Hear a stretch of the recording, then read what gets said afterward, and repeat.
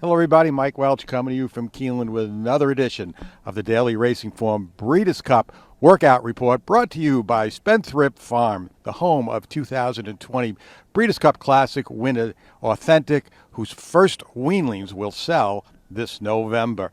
It was a quiet morning from a workout standpoint, but a busy morning as far as Breeders' Cup horses on the racetrack today. A lot of them now in their Breeders' Cup saddle towels makes it a lot easier to identify them.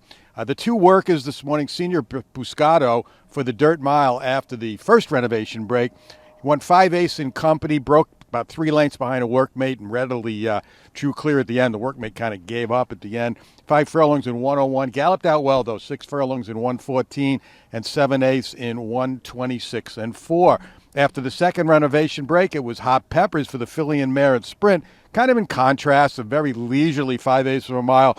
102 and 1, galloped out 116 and 2. Rudy Rodriguez horses don't generally gallop out. They usually are easing up once they get past the wire and into the turn.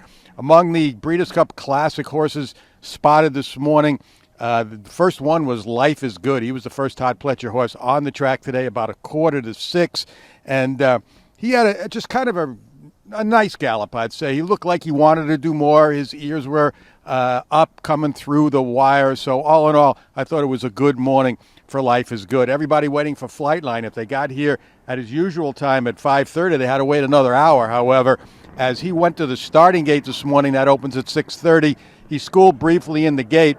And then as opposed to yesterday's very energetic gallop, he just kind of cantered around there once leaving the starting gate, once around the track, a mile and a 16th, with exercise rider and assistant trainer Juan Leyva having a pretty good hold on him. He, too, really wanted to do more.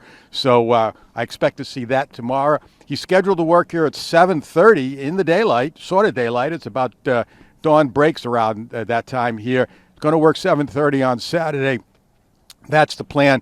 And get your tickets early for that one, because there's sure to be a big crowd out, especially at that time, to see Flightline have his final Breeders' Cup work. Everyone was feeling good here this morning in the cold weather. Well, the horses anyway. And none better, though, than Hot Rod Charlie. Boy, what a impression he made today. Coming through the stretch the second time around after leisurely breaking away to start his gallop. He was just flying through the wire into the turn. I picked him up the last quarter mile in 25 and change. He may not even have to work again off of this. And he finally pulled up at the 6 furlong pole. But that trainer Doug O'Neill's style, a couple of days before planned work, he'll let them really stretch their legs, although nobody stretched them better than Hot Rod Charlie this morning. Be interesting to see that final work on Saturday, but a big thumbs up for him today. Epicenter, in contrast, just a very slow and leisurely gallop for him. That's kind of his style. He's not going to wow you in the morning, but he gets it done, and then in the afternoon, well, you've seen what Epicenter does in the afternoon. As opposed to Epicenter, though, stablemate Clariere for the distaff, she was full of run today, too. A lot of energy coming by the wire and going around into the turn in the cold weather. Happy Saver, Todd Pletcher's other Breeders' Cup Classic horse. Remember, we mentioned that he worked in blinkers the other day. He's never run in blinkers. Remains to be seen if he's going to compete in the Classic in blinkers. But when he galloped this morning, there were no blinkers on him this morning.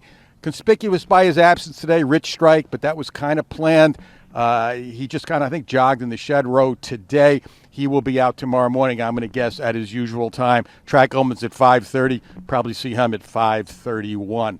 So that's a sum up of what happened this morning. Things are going to really get busy around here the next few days. Friday, there's at least a dozen works that I know of scheduled tomorrow, both on the dirt and on the turf. Going to start at 5:30 with Wonder Wheel, and then just continue on from there till the turf closes a little after 10 o'clock. And then Saturday, it's going to be total mayhem here. I don't know, we might have 24 or more workers between the main track and the turf. Sunday, they're calling for rain, which might push some of the Sunday workers back to Saturday, or they could maybe wait until Monday. So, again, keep it right here. The best coverage of Breeders' Cup 2022 is right here at DRF.com.